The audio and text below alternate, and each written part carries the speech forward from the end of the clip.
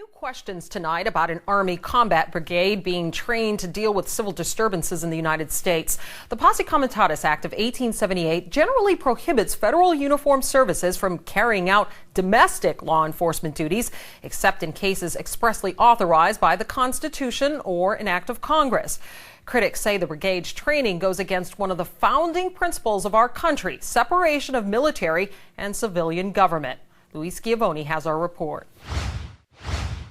They've spent 30 months on the streets of Baghdad. Now the First Brigade Combat Team of the Army's 3rd Infantry Division is back in the USA. The Army Times reporting, quote, they may be called upon to help with civil unrest and crowd control or to deal with potentially horrific scenarios, end quote.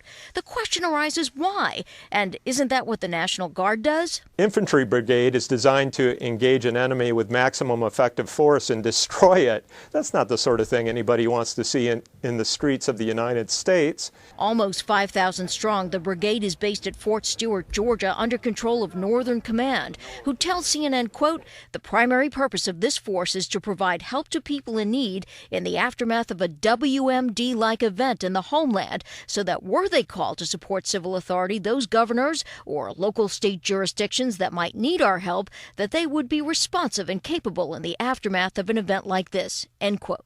On Capitol Hill, questions about how the Pentagon determined that a thinly stretched military with 2 conflicts underway could spare these troops. That's a misuse of assets. Those assets can be deployed, I think, more efficiently somewhere else when you have the Guard that you can call up on a moment's notice.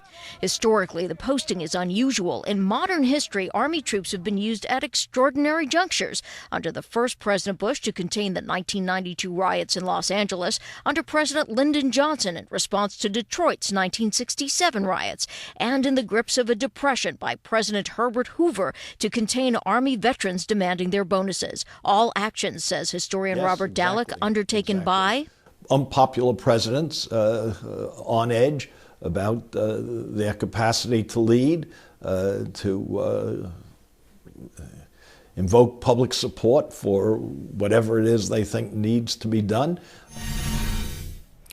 Lisa, the Army Times journalist tells us that the story has generated intense public interest, and 4 weeks into a flurry of questions about the report, the Army finally contacted her, and they requested that she publish a clarification that containing domestic civil unrest was not part of the 1st Brigade mission.